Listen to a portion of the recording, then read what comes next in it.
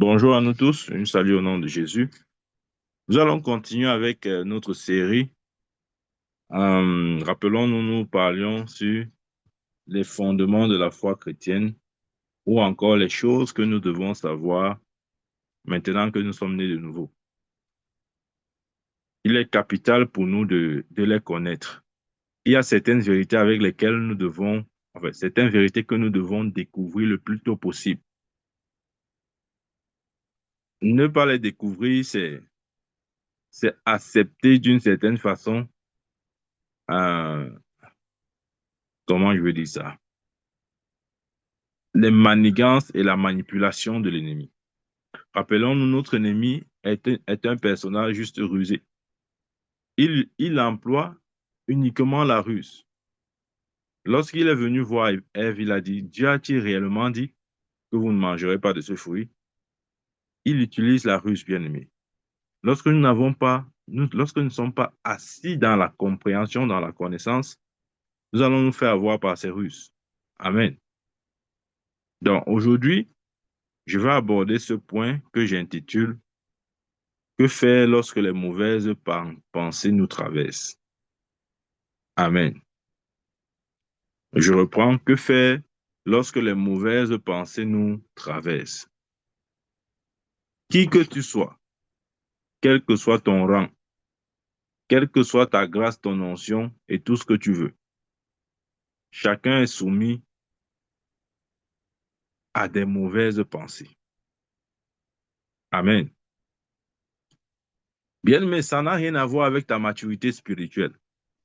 Ça n'a rien à voir avec un, je sais pas moi, ton niveau spirituel ou le niveau, la quantité de dons spirituels que Dieu t'a donné. Non.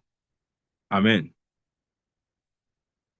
Et je parle de ce point parce que beaucoup plus pour les nouveaux convertis, c'est vrai que ça dérange aussi les anciens, mais les nouveaux convertis ont beaucoup ce problème-là.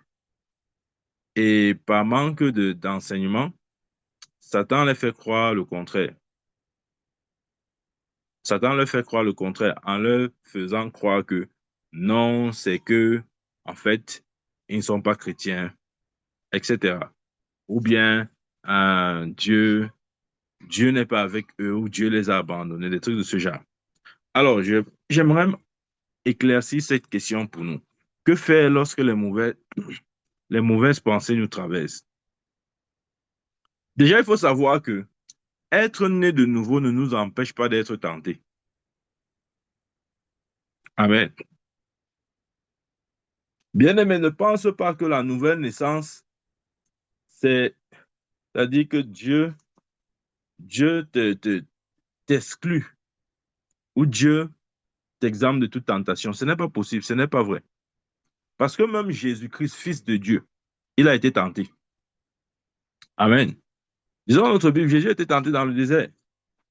Si Jésus a été tenté, et Hébreu le dit, que Jésus a été tenté en toutes choses, mais n'a point cédé. Donc, si Jésus, fils de Dieu, a été tenté, ce n'est pas nous qui ne serons pas tentés. Nous serons bien évidemment tentés. Amen. OK. Donc, c'est important de reconnaître d'abord cette vérité. Le fait de naître de nouveau ne nous empêche pas d'être tentés. Amen. Mais nous ne devons pas céder à la tentation. C'est ça même le point. Dans 1 Corinthiens 10, verset 13, il dit, aucune tentation ne vous est survenue qui n'a été humaine. Et Dieu qui est fidèle ne permettra pas que vous soyez tentés au-delà de vos forces. Mais avec la tentation, il préparera aussi le moyen d'en sortir, afin que vous puissiez la supporter. Maintenant, il y a les gens qui lisent, ça veut dire que, tu vois, ça veut dire que la tentation, c'est Dieu qui nous tente. Dieu ne nous tente pas, Jacques le dit. Jacques dit quelque part là que si nous sommes tentés, ne disons pas que c'est Dieu qui nous tente. Dieu ne nous tente pas. Non, il n'a pas besoin de nous tenter. Ça ne fait pas partie de ses moyens d'opération. Dieu n'opère pas par la tentation avec ses enfants. Non, c'est Satan qui nous tente. Mais nous avons cette assurance, c'est que quelle que soit la tentation qui vient vers nous, Dieu ne permettra jamais que nous soyons tentés au-delà de nos forces. En fait, c'est la première chose, c'est-à-dire c'est ce préalable, ce principe élémentaire-là que nous devons fixer dans notre esprit. Dieu ne peut pas permettre que tu sois tenté au-delà de tes forces, bien-aimé. Donc, peu importe la tentation à laquelle tu fais face, Dieu ne peut pas, ce sont les Écritures, Dieu ne peut pas permettre que tu sois tenté au-delà de tes forces. Peut-être tu dis non, vraiment la tentation, si vraiment je ne pouvais pas. Non, la Bible dit Dieu ne permettra pas. Lorsque Satan viendra même te tenter, Dieu ne permettra pas que ce soit au-delà de tes forces. Amen. Dieu nous connaît tous. Il sait ce que nous pouvons supporter et ce que nous ne pouvons pas. Et Dieu a dit ici, Dieu qui est fidèle. Il dit, aucune tentation ne vous est survenue qui n'ait été humaine. Et Dieu qui est fidèle, Dieu dans sa fidélité ne permettra pas que vous soyez tentés au-delà de vos forces. Amen. Voyez même, la suite dit quoi? Mais avec la tentation, il préparera aussi un moyen d'en sortir. Donc, si Dieu nous tente, il ne peut pas nous tenter et préparer un moyen d'en sortir. Non, c'est le tentateur, Satan, qui nous tente. Mais Dieu, dans sa fidélité, un, ne permettra pas que nous soyons tentés au-delà de nos forces. Et deux, il préparera un moyen d'en sortir. Amen. Ouais. Lorsque nous comprenons bien ce verset, la tentation ne sera plus un problème. Parce que des fois, les chrétiens disent non, la tentation, c'est non, non, non. Je ne pouvais ne pas céder, c'était trop fort. Non. Il a dit, Dieu ne permettra pas que vous soyez tentés au-delà de vos forces. Dieu sait la quantité que chacun peut supporter.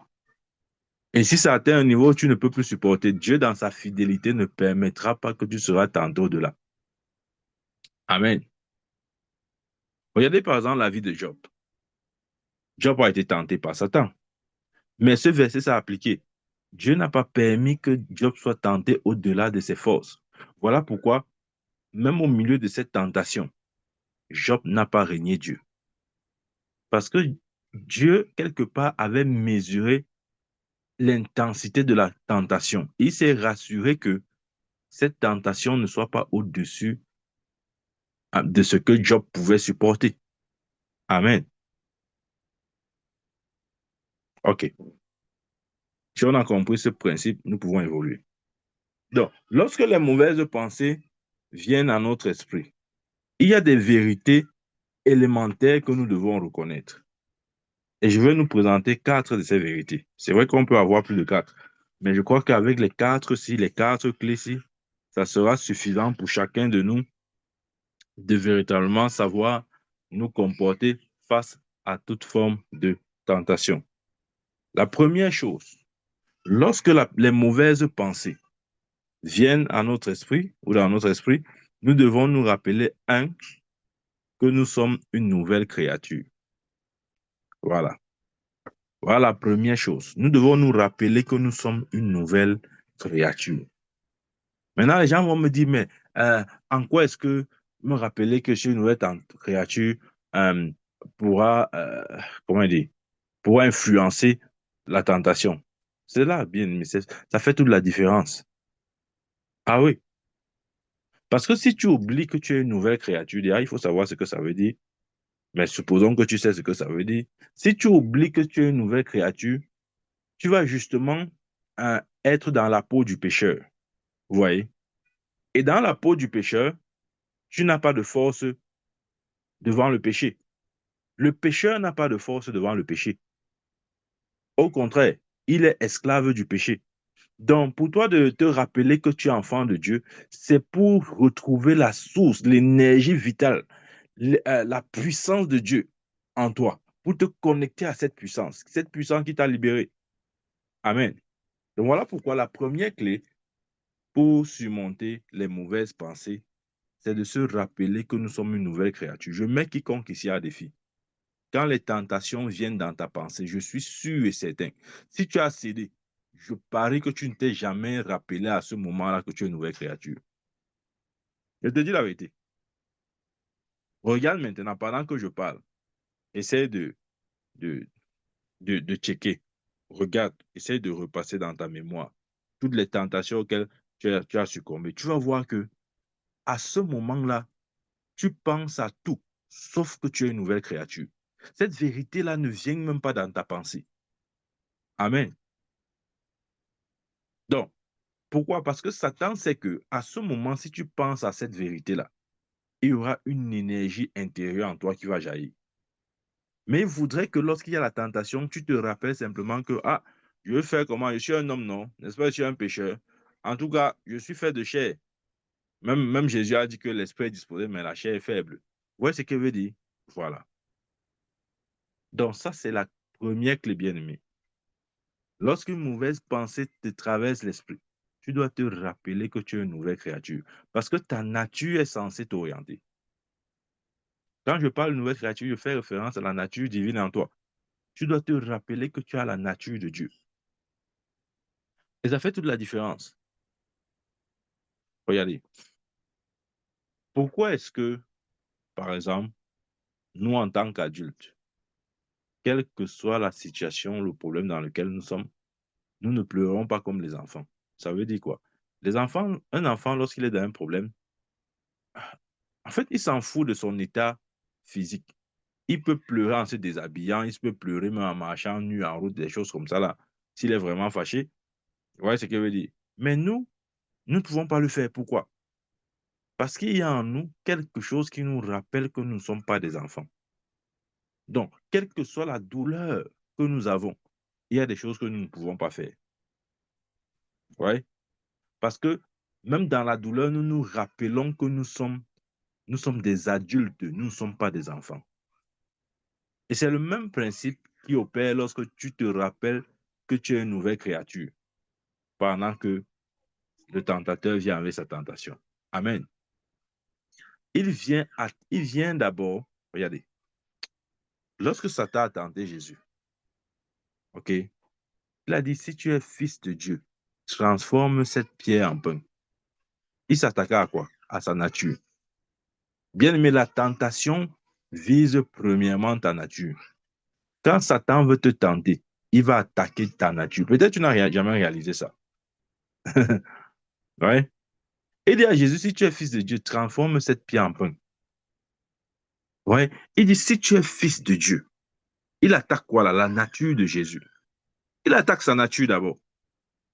Voilà pourquoi j'ai dit que la première clé, c'est de se rappeler on est une nouvelle créature. Amen. Parce que ça constitue une barrière forte, bien-aimé. Oh, ça constitue une barrière forte.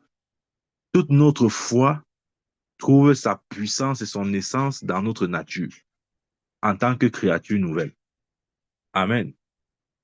Donc, lorsque les mauvaises pensées viennent dans ton esprit, rappelle-toi que tu es une nouvelle créature. Ça veut dire quoi? Ça veut simplement dire que ces pensées ne viennent pas de toi. Des fois, nous avons des pensées vraiment bizarres. C'est-à-dire, tu as à un moment donné des pensées, t'assaillent comme ça vient comme des flots, comme les vagues de la mer. Ça ne te laisse même pas le temps de respirer. Bien aimé, c'est la preuve que ça ne vient pas de toi. Toute pensée négative que tu as en tant qu'enfant de Dieu ne vient pas de toi. Amen. Comment je le sais? Paul dit dans 1 Corinthiens 2, verset 16, vous avez la pensée de Christ. En tant que né de nouveau, la pensée qui est en nous, c'est la pensée de Christ. Donc, toute pensée qui n'est pas celle de Christ ne vient pas de nous. Ça ne vient pas de nous, bien-aimés. Ça vient de l'ennemi de nos âmes. Amen. Donc, le fait de nous rappeler que nous sommes une nouvelle créature, nous nous rappelons en, en même temps, parce que c'est aussi une conséquence, que la vie éternelle est en nous, que la vie de Dieu est en nous. Et ça, c'est une barrière, c'est une protection. Amen. C'est comme, c'est comme cette haie de protection que Dieu avait placée autour de Job et dont Job ne savait pas. Vous voyez, lorsque tu oublies que tu es enfant de Dieu, lorsque tu oublies que tu es une nouvelle créature, tu es comme Job. Je vais vous dire le problème de Job. Le problème de Job, écoutez-moi très bien. Les gens croient que non, le problème de Job, c'est que c'est Dieu qui a fait que... Non, Dieu n'a rien fait. Le problème de Job, il a le problème que beaucoup de chrétiens ont. Job, la Bible dit qu'il ne savait pas qu'il y avait une haie de protection autour de lui et de tout ce qui le concerne. Il n'était pas ignorant de cette vérité-là. Je veux dire, il était ignorant de cette vérité-là. Et le manque de reconnaissance de cette vérité a constitué une brèche, une porte par laquelle Satan est entré. Ouais, lorsque tu ne sais pas qu'il y a un haie de protection comme Job, si vous lisez Job 3, verset 25, il dit ce que je crains, ce qui m'arrive, ce que je redoute, c'est ce qui m'atteint. Comment quelque chose peut t'atteindre quand il y a un haie de protection? Ça veut dire que tu as oublié qu'il y a un haie de protection. De la même manière, le chrétien qui oublie qu'il est né de nouveau, c'est-à-dire le manque de reconnaissance de cette vérité, constitue une faille dans son armure. Et c'est par là que l'ennemi va entrer. C'est pourquoi lorsque Satan a tenté Jésus, il a dit, si tu es fils de Dieu, il attaque d'abord ton identité. C'est pourquoi il dit, lorsqu'il y a la tentation, rappelle-toi que tu es une nouvelle créature. Bien-aimé, tu ne l'avais jamais fait, je le sais. Tu ne l'avais jamais fait avant. Maintenant, fais-le. Quand la tentation vient, arrête-toi et rappelle-toi que tu es une nouvelle créature. Tu vas voir comment une énergie intérieure va remonter en toi comme ça là. Et tu auras le dessus sur cette tentation. Amen. Ça, c'est la première clé. La deuxième clé, pour vaincre les mauvaises pensées qui nous viennent à l'esprit, c'est de marcher dans l'obéissance. Ouais, ça, c'est aussi important. Ça, c'est la deuxième clé. Marcher dans l'obéissance.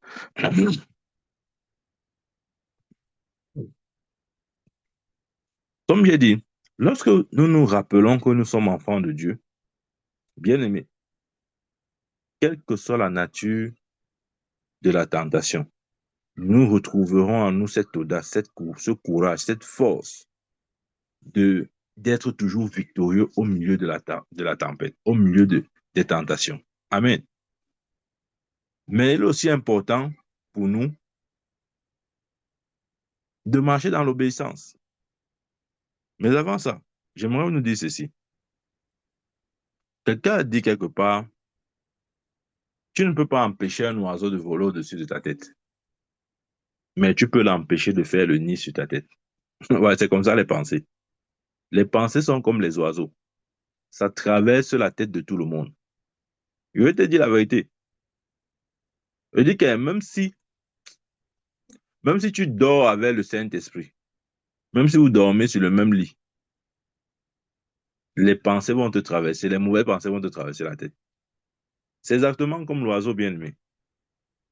Tu ne peux pas empêcher aux oiseaux de voler au-dessus de ta tête. Ça, c'est pas possible. Il n'y aura aucune prière. Dieu ne nous a jamais promis une prière qui va bloquer les pensées négatives. Non. Il n'y a aucune prière qui bloque ça. Ça viendra toujours. Amen. Mais, comme l'oiseau qui vole au-dessus de ta tête, tu peux l'empêcher de faire le nid sur ta tête.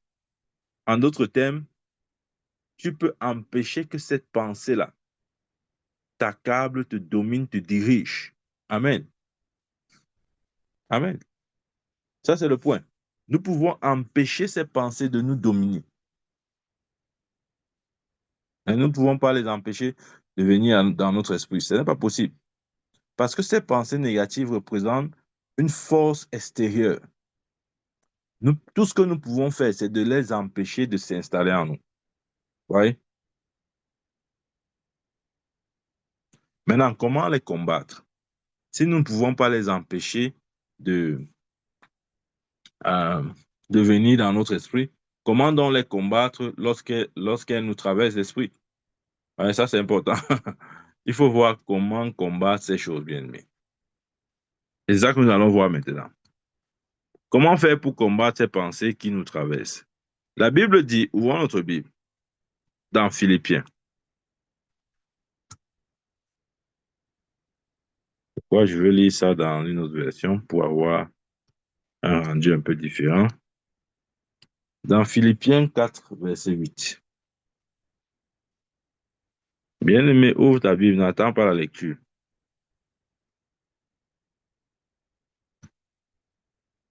Philippiens 4, 8, ça c'est Paul qui parle. Il dit, finalement, frères, que toutes les choses qui sont vraies, toutes celles qui sont honnêtes, toutes celles qui sont justes, toutes celles qui sont pures, toutes celles qui sont aimables, toutes celles qui sont de bonne réputation,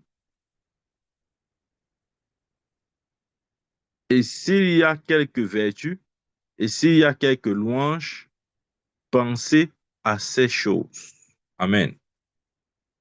Ça veut dire que nous devons reprogrammer notre pensée. Nous devons penser autrement. Quand ces pensées viennent, puisqu'elles ne viennent pas de nous, nous devons générer des pensées positives. Amen. Ça, c'est King James. Louis II dit, verset 8. Au reste, frère, que tout ce qui est vrai, tout ce qui est honorable, tout ce qui est juste, tout ce qui est pur, tout ce qui est aimable, tout ce qui mérite l'approbation, tout ce qui est vertueux et digne de louange soit l'objet de vos pensées. En d'autres termes, nous devons orienter nos pensées. Nous devons, nous devons leur donner une orientation volontaire, une orientation positive. Amen. Parce que si nous ne le faisons pas, les mauvaises pensées vont gagner l'espace. Vous voyez, c'est comme un jardin. Si vous voulez cultiver peut-être la tomate dans votre jardin, en même temps, vous devez veiller à ce que la mauvaise herbe ne pousse pas. Sinon, à la fin, vous aurez la tomate et la mauvaise herbe. Donc, nous devons veiller. C'est comme ça que nos pensées sont. Nous devons veiller sur nos pensées. Lorsqu'il y a une mauvaise pensée qui vient, nous devons l'étouffer. Comment? En remplaçant par une bonne pensée. Amen. Ça, c'est important. Lisons un peu ce verset dans Parole vivante. Il dit, enfin, mes frères, que tout ce qu'il y a de vrai, de noble, d'honorable, ce qui a une réelle valeur et qui est juste, pur et digne d'être aimé, occupe vos pensées. Ouais. Tendez vers tout ce qui s'apprête, vers tout ce qui s'appelle vertu et qui mérite la louange. Ouais, vous voyez comme il a fait, ouais, vous voyez ce qu'il dit ici.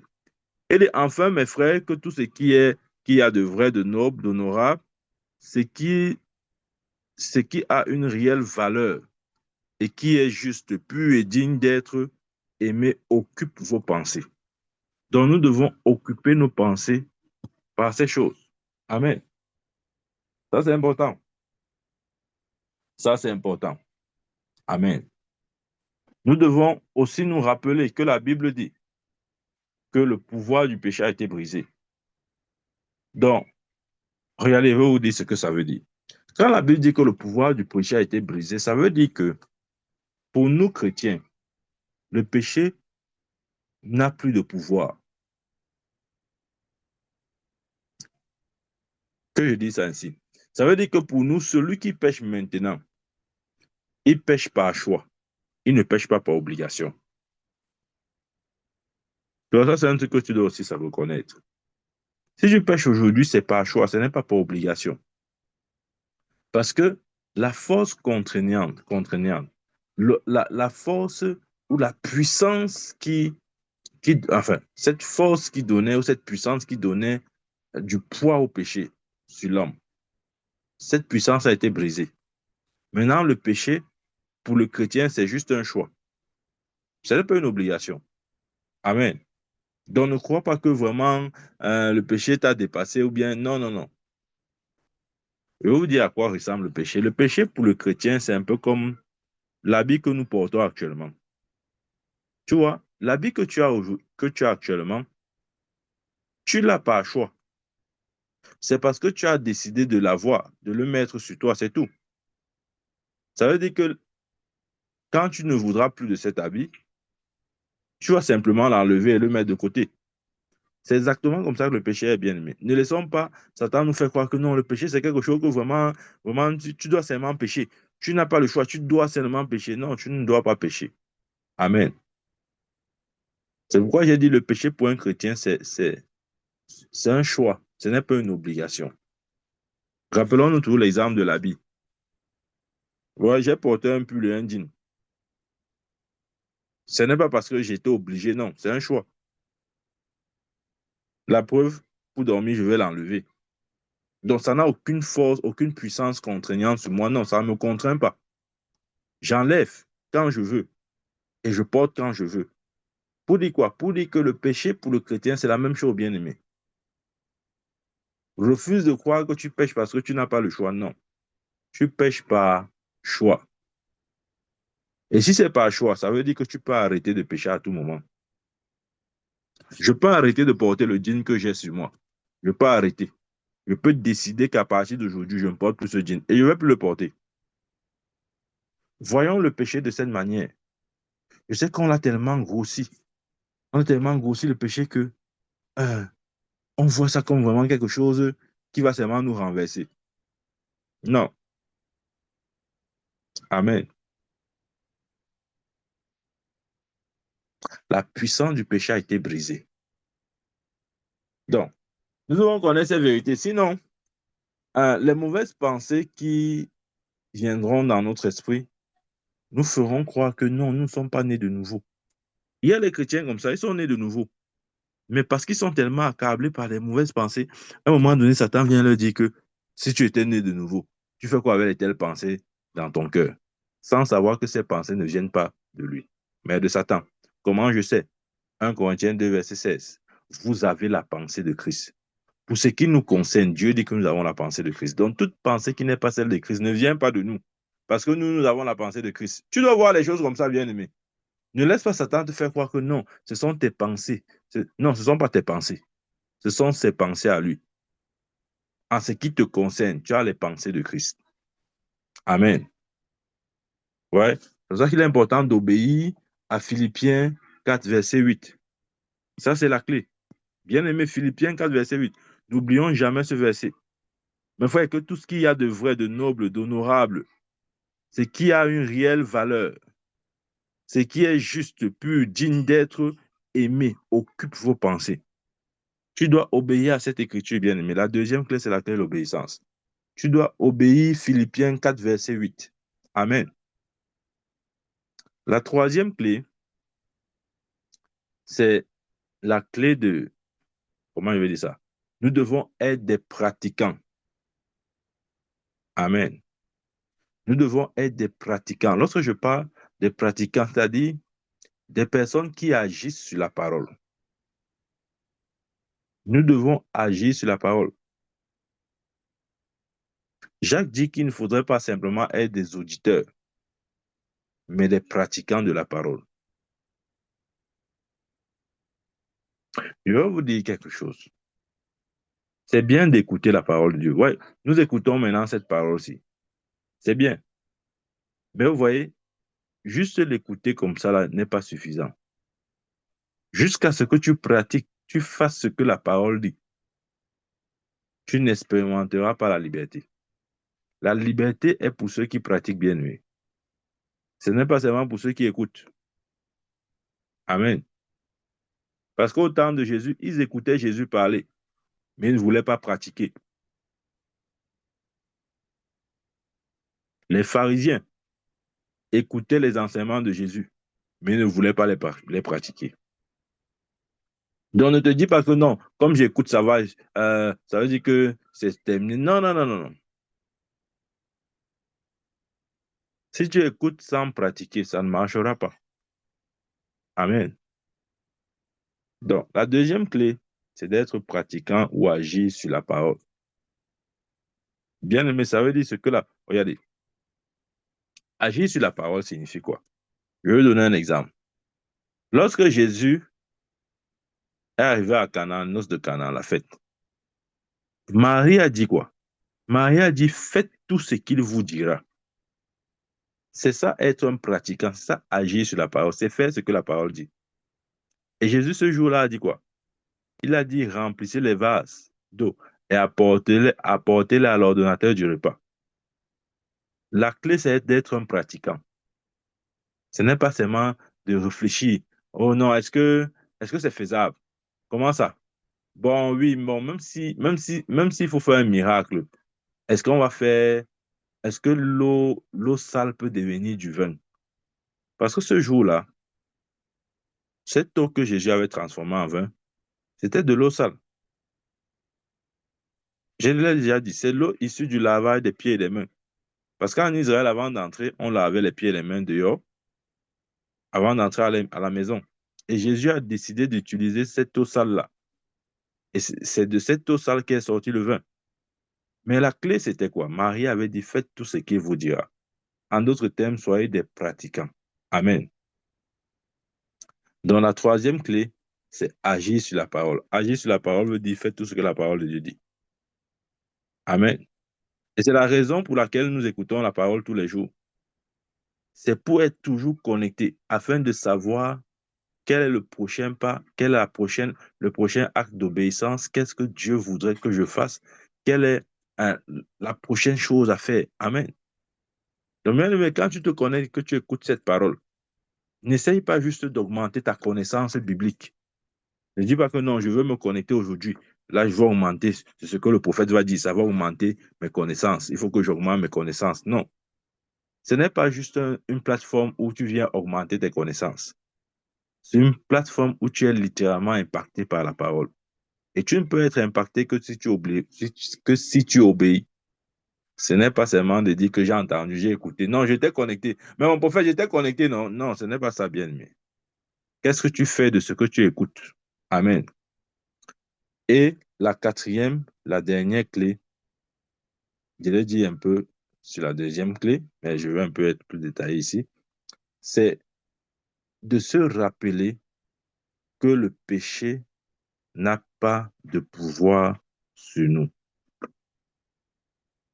Oh, combien cette clé est importante. Bien-aimé, rappelle-toi toujours cela. Le péché n'a pas de pouvoir sur toi.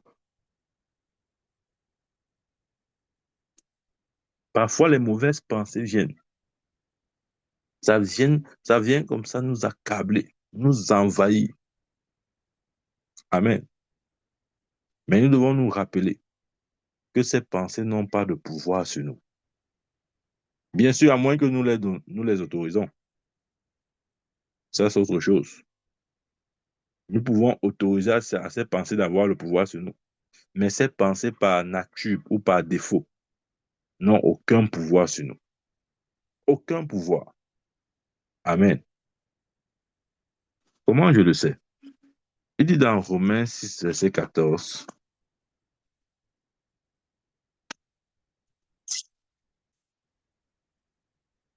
Romains 6, 14, il dit, car le péché n'aura point de pouvoir sur vous. Amen. Ouais. Je sais ça parce que Dieu l'a dit. Il a dit, le péché n'aura point de pouvoir sur vous. Donc, se rappeler que le péché n'a pas de pouvoir sur nous l'affaiblit littéralement à nos yeux. Puisqu'en réalité, c'est ce qu'il est. Il est quelque chose de faible, quelque chose d'impuissant, quelque chose d'inactif, quelque chose dont la puissance a été brisée. La Bible dit à la croix, il a dépouillé les dominations, les autorités, les a livrées publiquement en triomphant par la croix. Le péché a été brisé à la croix. Aussi vrai que Christ est mort, le péché est mort. Et le péché n'a plus de vie, puisqu'il est déjà mort. Donc la puissance qu'il y avait dans le péché, Dieu a réduit cette puissance à la mort. Comme il est mort, c'est comme ça que la puissance du péché est morte. Amen. Donc, se rappeler que le péché n'a pas de pouvoir sur nous est une clé de victoire. C'est une clé de victoire. Tu te rappelles constamment quand la tentation vient, le péché n'a pas de pouvoir sur moi. Bien, mais lorsque je le dis comme ça, tu peux ne pas peser mes paroles. Mais lorsque tu vas être dans une situation et tu vas appliquer ce que je viens de dire, tu verras la différence. Amen. Parce que la Bible dit Satan rôde comme un lion, cherchant qui dévorer. Ouais, il rôde comme un lion. Il n'est pas un lion. Il rôde comme un lion. Il essaye de se faire passer pour un lion, mais il ne l'est pas. Le péché essaye de se faire passer pour quelque chose de terrible, de quelque chose qui va simplement t'absorber, te détruire. Mais c'est faux, la réalité est complètement fausse, bien aimé. Le péché n'a pas de pouvoir sur nous. Amen. Le savoir est une clé de délivrance. Et Satan ne voudrait pas que nous le sachions. Satan voudrait que nous nous rappelions toujours que non, vraiment, le péché, vraiment, Là même, hein, mon esprit est disposé, mais ma chair est faible. Ouais. En ce moment, nous aimons ce genre de verset-là. Ah, mon prophète, même la Bible a dit que l'esprit est disposé, mais la chair est faible. Je vais faire comment? Parce que c'est moi qui fais. C'est pas moi qui fais. Ben, c'est Jésus même qui a dit que l'esprit est disposé, mais la chair est faible. Regardez, je vais vous dire. Pour ceux qui aiment beaucoup ce verset, il faut le lire dans son contexte. Jésus a dit l'esprit est disposé, mais la chair est faible. Parce que à ce moment, la seule disposition, enfin, euh, comment je vais dire ça? Le seul état dans lequel l'esprit de l'homme pouvait se positionner ou être, c'était l'état d'une bonne disposition. Mais pour nous, enfants de Dieu, notre esprit n'est pas bien disposé. Notre esprit est né de nouveau. J'espère qu'on comprend la différence. Quand Jésus dit l'esprit est disposé, mais la chair est faible, il n'était pas encore allé à la croix. Il n'était pas encore mort. Il n'était pas encore ressuscité. Dans le meilleur état de l'esprit de l'homme, c'était juste la bonne disposition. Il n'y avait pas, je veux dire, le principe de la récréation n'était pas encore mis en place. Donc, tout ce que l'homme pouvait faire de meilleur avec son esprit, c'est de le mettre dans une bonne disposition. Mais vous voyez, la bonne disposition n'est pas suffisante. Si la bonne disposition était suffisante, Dieu n'allait pas amener notre esprit à la récréation. Ah, j'espère que l'on comprend. Donc, Dieu a amené notre esprit à la récréation afin que nous quittions l'étape de la bonne disposition. Parce que lorsque ton esprit est récréé, ça a un impact maintenant sur ton corps. Ça veut dire que ton esprit prend le contrôle de ton corps. Comment je sais? L'apôtre Paul dit, je traite durement mon esprit, je traite durement mon corps. Je l'assujettis afin qu'il ne me domine pas. Ouais. Il dit, je traite durement mon corps. Le je là, c'est l'esprit de Paul. C'est l'esprit de Paul qui traite son corps. Parce que son esprit n'est pas seulement dans un état de bonne disposition, son esprit est dans un état d'un esprit récréé. C'est pourquoi il peut traiter son corps. Mais avant que Jésus n'aille à la croix, l'esprit de l'homme n'était pas recréé. Donc la seule chose que l'homme pouvait faire par rapport à son esprit, c'est de le mettre dans une bonne disposition. Mais vous voyez, la bonne disposition ne change pas l'homme. Ah, j'espère que vous avez compris ce point. La bonne disposition, ce n'est pas de ça que l'homme a besoin. L'homme a besoin de la récréation. L'homme a besoin d'être une créature nouvelle. C'est ça qui fait toute la différence. On voit à ce moment chez les versets comme ça là. Mon prophète, tu sais, la Bible a dit que l'esprit est disposé, mais la chair est faible. On va faire comment? N'est pas mon prophète, c'est Jésus, hein? C'est Jésus. Tu vas faire comment? C'est Jésus qui a dit.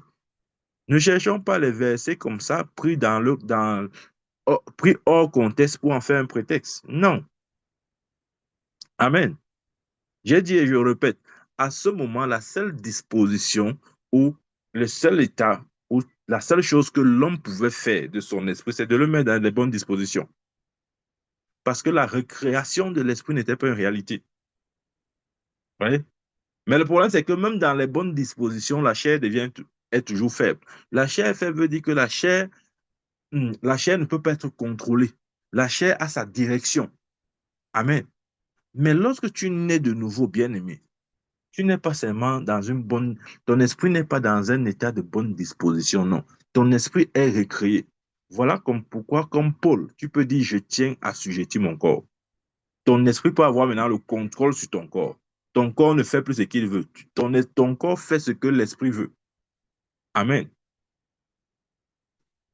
Ouais, il y a des versets comme ça qu'on ramasse et puis on essaye de se forger quelque chose qui est faux en se disant que non, voilà, c'est comme ça. Rien n'est comme ça. Le pouvoir du péché a été brisé. J'ai dit le péché est comme le vêtement. Le jour où tu vas dire stop, c'est le jour-là que tu vas arrêter. Tu n'as pas besoin d'une spéciale délivrance. Ouais, les gens croient que non, j'ai besoin vraiment d'une dernière délivrance. Vraiment, il faut que les grands prophètes du monde entier se réunissent pour prier pour moi. Non. Le pouvoir du péché est brisé, bien aimé. Vois simplement le péché comme un vêtement, comme ton habit que tu as là. Même si tu dors avec cet habit, enfin. Peut-être tu t'es réveillé avec cet habit. Tout à l'heure, tu vas aller au travail. Ce n'est pas cet habit que tu vas porter. Et quand tu vas enlever cet habit n'aura aucun pouvoir sur toi. L'habit là ne va pas dire pourquoi tu m'enlèves. Ouais, je veux rester sur toi. Laisse-moi sur toi. Laisse-moi sur toi. J'ai autorité sur toi. Non. Tu enlèves ça, tu jettes de côté. Terminé. C'est comme ça que le péché est. Pour nous, enfants de Dieu, c'est comme ça que le péché est. C'est juste un vulgaire habit qu'il faudrait s'en débarrasser. C'est tout. Et le jour où tu jettes, c'est comme ça que ça s'arrête. Tu n'as pas besoin d'une spéciale prière. Parce que si tu comprends que le péché n'a pas de pouvoir sur toi, mhm, c'est terminé.